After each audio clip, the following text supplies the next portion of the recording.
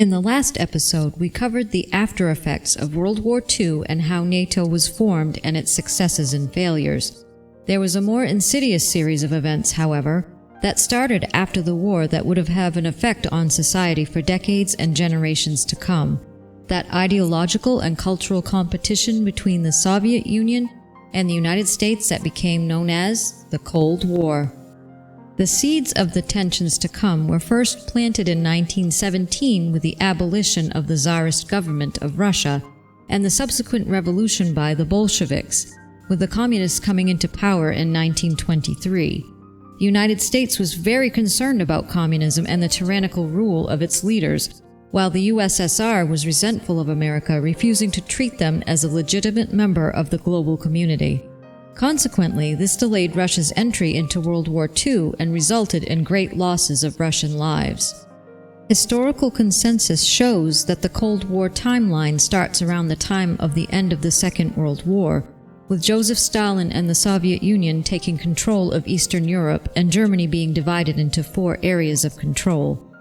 Winston Churchill describes this control over Eastern Europe and Eastern Germany as an iron curtain that has descended on Europe in his Sinews of Peace speech in 1946.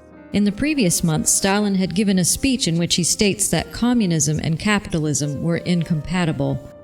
In 1948, as communism is taking over Czechoslovakia, the President of the United States, Harry S. Truman, starts the loyalty program, which was originally designed to catch Cold War spies. Instead, it sparks the beginnings of the Red Scare. As the nuclear arms race begins in 1950, Wisconsin's Senator Joseph McCarthy begins a series of inquests into alleged threat of communist infiltrators into various departments of the United States government. History shows us that Senator McCarthy's inquests did not occur in isolation. Americans had been subjected to repeated messages about the dangers of communist influences on societies, playing on the fear of communist world domination. The House of Representatives had formed the House Un-American Activities Committee in 1938.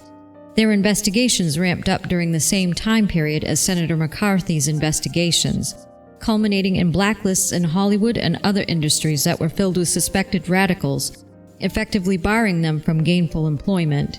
Eventually, anyone who disagreed with Senator McCarthy was accused of disloyalty, losing their reputations and their livelihoods. J. Edgar Hoover brought the FBI into the fray, investigating every protest, including the civil rights movement. Martin Luther King Jr. was considered a communist, with Hoover working to discredit and intimidate him. With the growing suspicions and the ramping up of the Soviet Union's successful testing of nuclear weapons, the era was a recipe for hysteria. The Supreme Court even ruled in 1951 that the free speech rights of accused communists could be restricted, as it could then be considered an immediate threat to the government. Most of the victims of the Red Scare were falsely accused and had their lives disrupted. During the same time as the Red Scare, the Korean War kicks off in 1950, after North Korea invades South Korea, backed and armed by Stalin and the Soviets. This invasion is considered to be the first military action of the Cold War. As not much attention was paid to it, the Korean War was deemed the Forgotten War. The combatants on both sides considered it a war between Western and Eastern values, communism and capitalism. Casualties were great. By the time the war ended in 1953, around 5 million soldiers and civilians lost their lives, nearly a tenth of the population of Korea. The peninsula remains divided to this day. Not long after the Korean War, the Cold War is the catalyst of the beginning of the space race. In 1957, Sputniks 1 and 2 were launched by the Russians, with the Mercury project by the United States beginning in 1958. Very soon after, Fidel Castro ascends to power in Cuba, aligning itself with the Soviet Union and its policies, with this series of events culminating in the Cuban Missile Crisis. On the 14th of October 1962, the Americans discovered that a Soviet SS-4 medium-range ballistic missile was being installed in Cuba. President John F. Kennedy was informed of the installation 2 days later, immediately forming the Executive Committee, or EXCOM. After 2 weeks of a U.S. naval blockade and intense negotiations, nuclear war was averted and the missiles removed from Cuba. Meanwhile, the Vietnam War, which started in 1954, was seeing increasing U.S. involvement in 1962, with more troops and aid being committed. This conflict was another war pitting communism against Western ideals. Vietnam had been split at the 17th parallel with a communist regime in the north and a Western-backed government in the south. Both sides wanted a unified country, stoking fears in the West of communism spreading in Southeast Asia. 1964 saw the passage of the Gulf of Tonkin Resolution, giving U.S. President Lyndon B. Johnson broad powers in regards to the war after 2 U.S. destroyers were attacked in the Gulf of Tonkin. Operation Rolling Thunder was authorized in 1965, beginning regular bombing raids in the war zone. 100,000 troops were dispatched to the region by the end of the year, with another 100,000 more in 1966. South Korea, Thailand, Australia, and New Zealand also supplied troops in the war. This ongoing war in Southeast Asia caused a societal change. The atrocities of war were repeatedly being shown on television, causing a rise in the anti-war sentiment. In October of 1967, a massive protest took place at the Pentagon. Their concerns were that the government of Saigon was corrupt and a dictatorship, and that the civilians were paying the price of this war. The anti-war efforts continued to build up after the My Lai massacre in March of 1968, where more than 400 unarmed civilians were killed by U.S. troops. Over 250,000 people peacefully protested the war in Washington, D.C., calling for American withdrawal from the war in the largest demonstration in American history. In May of 1970, a total of 6 students were killed within 2 weeks at Kent State University and Jackson State University. In December of 1972, President Richard Nixon authorized raids into North Vietnam to international condemnation. In January of 1973, the United States and North Vietnam reached a final peace agreement. The war lasted until 1975, with Vietnam reunified in 1976. The toll of the war was great. 2 million Vietnamese were killed, 3 million wounded, and 12 million became refugees. Internationally, the effects of the war lingered long after hostilities ceased. With a worldwide oil crisis and $120 billion spent in the war, gas prices rose rapidly and inflation became an issue. America was no longer considered invincible, and the country was deeply divided. 58,200 soldiers had lost their lives in the skirmishes. The one bright spot was the space race, which culminated in the Apollo astronauts landing on the Moon on July 20th, 1969. There were, however, the first signs that the Cold War could be slowing down. In July of 1972, the Strategic Arms Limitation Treaty 1 was signed. This agreement limited the amount of launchers and offensive weapons that both the Soviet Union and the United States could have. They both stated that they would limit their own defense and the destruction of each other. The next sign of hope was seen in 1979, when both the U.S. and China decided to establish diplomatic relations. In July of the same year, the never-ratified SALT II agreement is signed in Vienna. However, things take a turn for the worst in the latter half of 1979.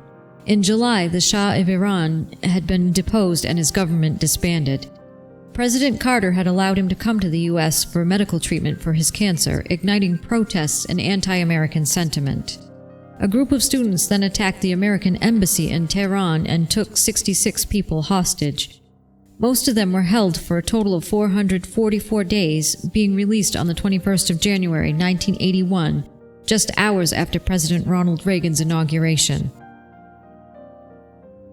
On the 31st August 1980, the Communist government of Poland and the striking shipyard workers came to an agreement over the workers' demands. Poland was in an economic crisis and had raised the price of necessities and stopped the growth of wages. A new national trade union called Solidarity was formed around the same time. Halfway through President Reagan's first term in office, he proposed a very futuristic idea to combat the threat of nuclear Armageddon that was called the Strategic Defense Initiative, or SDI. The plan, which was announced on the 23rd of March, 1983, faced technical challenges. including the fact that most of the technology of the day was rudimentary at most and the plan was not technically feasible at the time. The idea was very popular with Americans who were weary of the fear of nuclear war.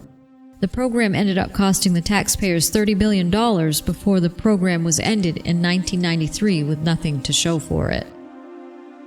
The end of the Cold War seemed to be in sight in 1985 when Mikhail Gorbachev became the General Secretary and later President of the Soviet Union. He had inherited a stagnant economy and knew that structural changes need to be made to get the economy going again. Gorbachev initiated glasnost, which means openness, and perestroika, which means restructuring, programs and initiatives to get trade going again, including loosening restrictions and giving limited freedom to the agricultural and manufacturing industries to determine what goods to grow or make for themselves. In 1986, a big step forward was achieved when Presidents Gorbachev and Reagan came to agreement over removing all nuclear weapons from Europe. The agreements went one step further the next year with the agreement to remove all medium and short-range missiles. Russia holds its first democratic elections in 1988, creating the Congress of the People's Deputies. This new Congress held its first session in May of 1989, openly showing conflict between conservatives and liberals, shown by the newly free press on television and the newspapers. 1989 also saw the Iron Curtain being lifted from Eastern Europe as communist regimes began to fall, just as the Berlin Wall comes down. This wave continues into 1990 as the Balkan states become independent and Germany is finally reunited. The Soviet Union dissolves, as does the Cold War with it. The end of the 20th century will be forever known as the start of widespread peace throughout the Western world and beyond. Looking back over this period, we can see that countless millions had struggled and perished to bring the world to a better place. These are the people who suffered the pain of progress.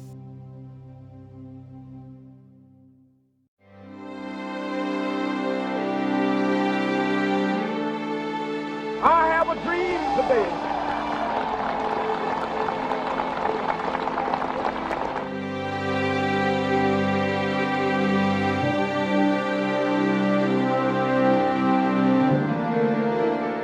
Free at last, free at last. Thank God Almighty, we are free at last.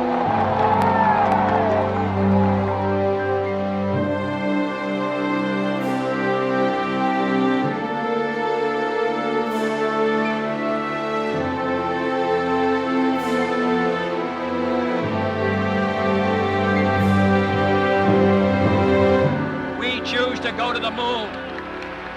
We choose to go to the moon in this decade and do the other things, not because they are easy, but because they are hard. Because that goal will serve to organize and measure the best of our energies and skills. Because that challenge is one that we're willing to accept, one we are unwilling to postpone, and one we intend to win, and the others too.